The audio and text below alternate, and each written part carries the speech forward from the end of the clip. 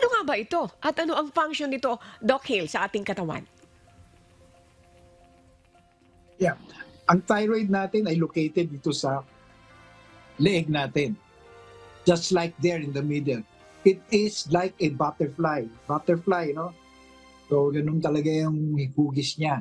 So, ang function nito ay it helps in the metabolism, in our metabolism. No? So, ibig sabihin ng metabolism, pag tayo ay mga body functions natin, tumutulong to para i-regulate ang heat, i-regulate ang ating movement, i-regulate ang ating katawan. No? So, very important ito ay nagpo-produce ng thyroid hormones.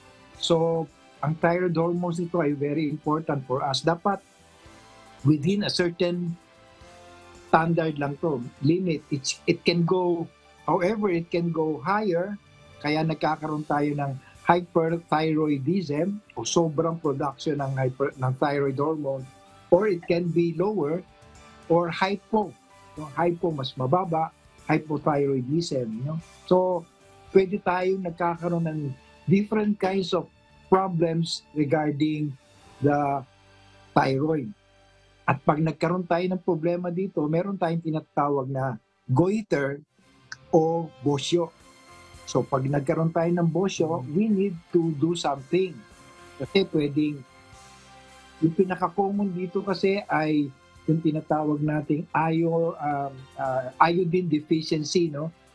Iodine deficiency na mga goiter, ano?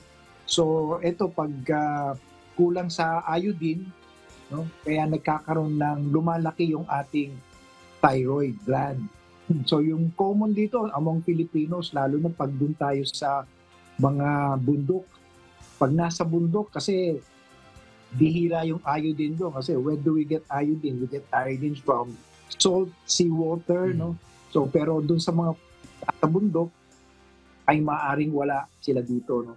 Also, we see that a pregnant woman sometimes would need also iodine, kaya minsan lumalaki yung kanilang bosyo, no? So kaya usually we give iodine para hindi tayo magkaroon ng sinasabing iodine deficient ng mga goiter.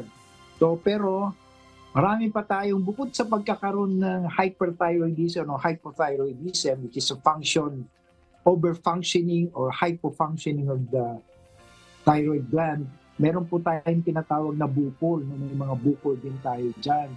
So meron tayong mga nodules. Yung mga nodules dito, maaaring isa, maaaring magiging dalawa, maaaring apektado yung kanan, apektado yung kaliwa. No? Marami sila doon gano'n. So, itong mga nodules ito ay maaaring magiging cancerous or benign lang. Usually, mga tinatawag nating colloid goiter. Pag sinabing colloid goiter, it has some colloid, which is normal naman. Kaya lang, may bukol pa rin, lumalaki yung kanyang leeg. So as much as possible, we have to diagnose this kind of problems. So again, meron tayong as per function, hypothyroid ba o hypothyroid? Number 1, malaman natin. Number 2, kailangan natin malaman kung may bukol sila, nodular o non-nodular. Ano? So pwedeng may mga maliliit o multinodular, maraming bukol. No? So, tapos yung mga bukol na yun can also be cancerous. So yun ang mga siguro mga preliminaries na pwede nating dapat malaman tungkol sa thyroid.